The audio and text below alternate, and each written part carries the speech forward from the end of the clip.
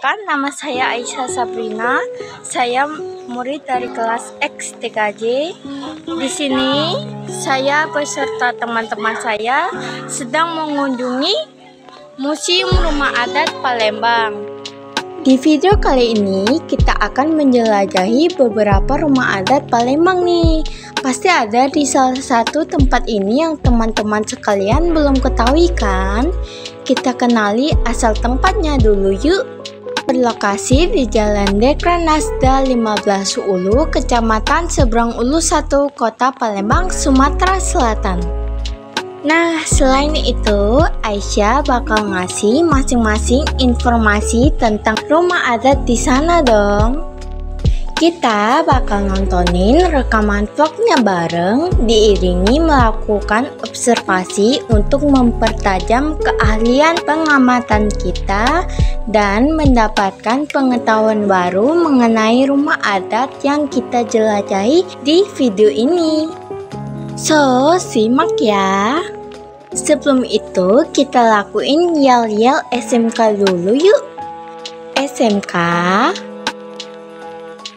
SMK, SMK.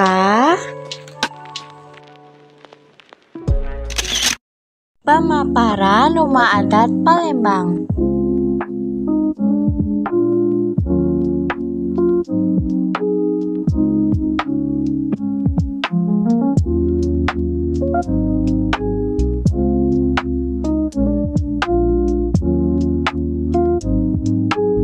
Anjungan pertama ialah rumah adat Kabupaten Musi Banyuasin yang merupakan rumah pesira. Apa itu rumah pesira? Rumah pesira merupakan rumah tradisional masyarakat suku Musi yang berasal dari daerah Kabupaten Musi Banyuasin dan Kabupaten Banyuasin. Di Kabupaten Musi Banyuasin, sebagai penutup bangunan, rumah ini menggunakan atap yang berbentuk limas dengan bahan penutup menggunakan genteng. Selain teras kecil berada di samping kiri bangunan, pencapaian terdapat di samping kiri bangunan. Material jendela terbuat dari kayu dan kaca. Sebagian besar bangunan menggunakan material kayu kelas 1 dan kelas 2.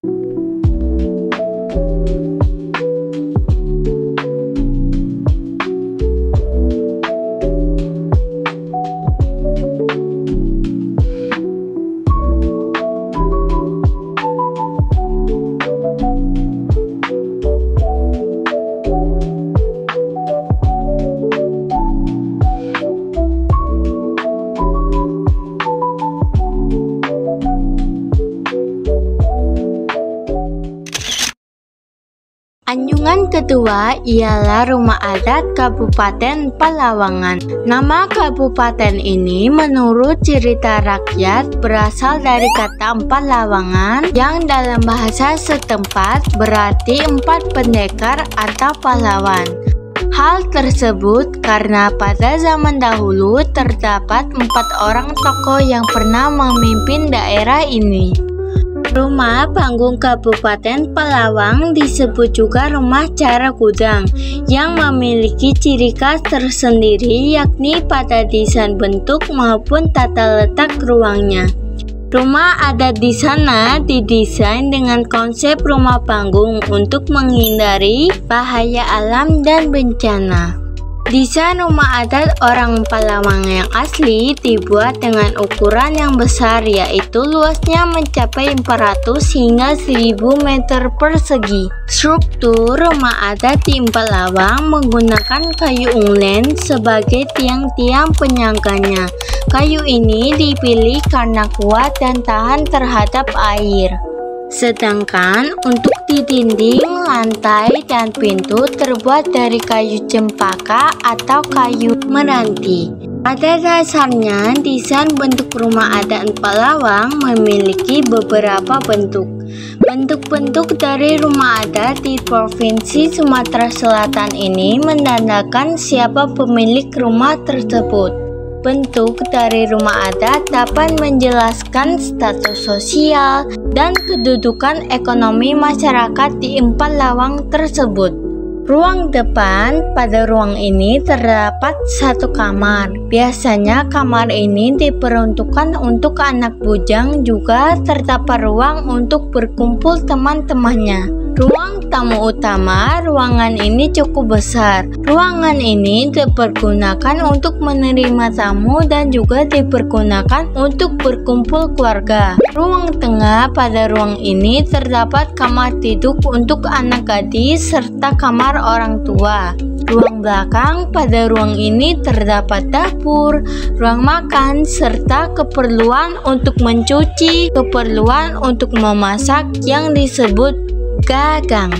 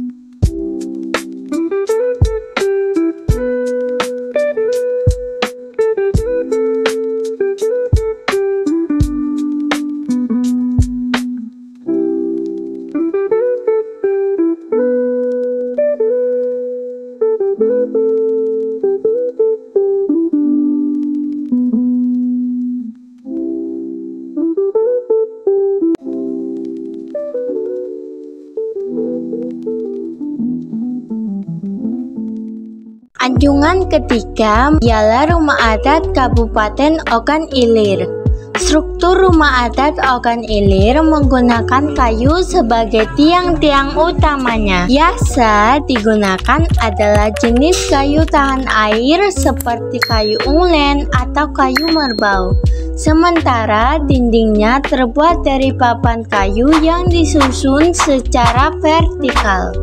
Rumah adat orang Ogan Ilir sama seperti rumah adat Sumatera Selatan pada umumnya. Rumah adat tersebut disebut rumah limas. Rumah adat ini disebut rumah limas karena bentuk atapnya menyerupai bentuk limasan. Pada awal pembangunannya, konsep rumah yang diterapkan pada rumah adat limas diterapkan karena kondisi lingkungan pada lahan dan site tempat pembangunan rumah tersebut yang merupakan wilayah rawa dan berair, sehingga konsep arsitektur rumah panggung merupakan solusi tempat untuk kondisi geografis seperti itu. Selain untuk menghindari air masuk dalam rumah, juga untuk menjaga kelembapan dalam rumah dengan adanya sirkulasi dan penghawaan dari kolong rumah yang menciptakan jarak antara tanah rawa dengan lantai rumah. Tapi kini rumah adat asal Ogan Ilir telah mengalami perkembangan pada desain arsitekturnya, terutama pada bagian kolong rumah panggung yang dahulu merupakan ruang kosong atau ruang yang difungsikan sebagai kandang ternak. Kini telah didesain lebih rapi sehingga dapat difungsikan baik sebagai ruangan tertutup maupun sekedar ruang terbuka sebagai teras atau tempat bersantai-santai. Ada filosofi di mana pada rumah adat Ogan Ilir, pada bagian tenggalung atau pagar yang mengelilingi teras rumah mengandung arti bahwa pagar tersebut ialah sebagai penghalang anak gadis agar tidak keluar dari rumah.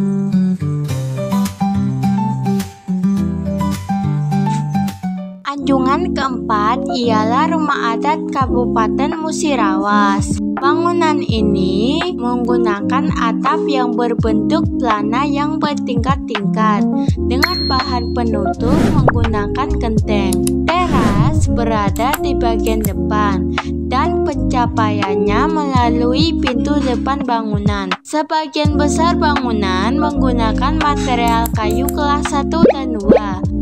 Terdapat ornamen di bagian ventilasi pintu depan yang bermotif tumbuhan. Terdapat juga ornamen kayu di list plank pencapaian terdapat di kedua samping bangunan.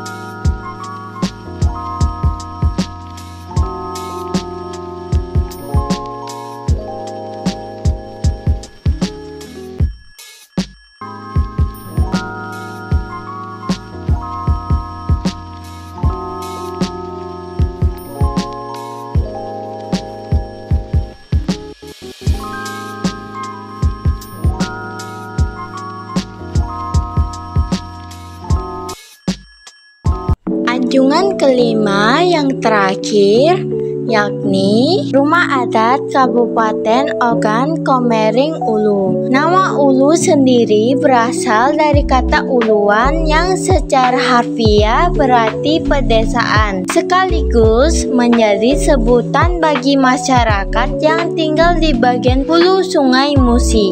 Rumah ini dibangun menghadap ke depan garis aliran air untuk menghindari banjir bandang dengan sistem ulu-ulak ilir yang menentukan pembangunan rumah dari bagian paling hulu. Struktur atap yang curam, dinding kotak, serta penggunaan batang pohon unen sebagai penyangga bagian bawah rumah menjadi ciri khas rumah ulu. Rumah ulu secara umum terbagi menjadi 3. Bagian utama yaitu ruang depan, ruang tengah, dan ruang belakang. Ruang depan yang juga dikenal sebagai rumah ibu berfungsi sebagai tempat keluarga berkumpul, menerima tamu, dan melakukan kegiatan sehari-hari. Ruang tengah yang terdiri dari haluan dan kakudan digunakan sebagai tempat tidur dan beristirahat, serta sebagai ruang untuk memberikan wejangan kepada generasi muda. Ruang belakang atau dapur menjadi pusat aktivitas memasak dan persiapan makanan bagi keluarga.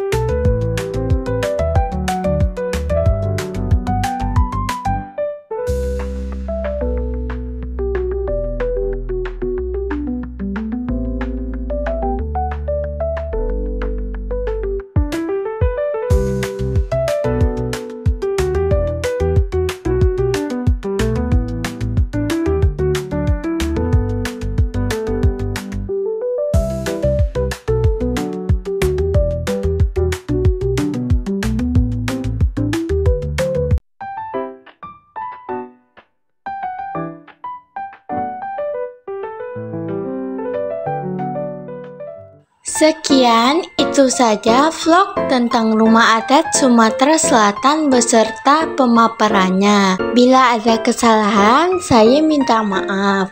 Dan jika teman-teman sekalian mempunyai saran atau kritik, silakan ketik di kolom komentar ya.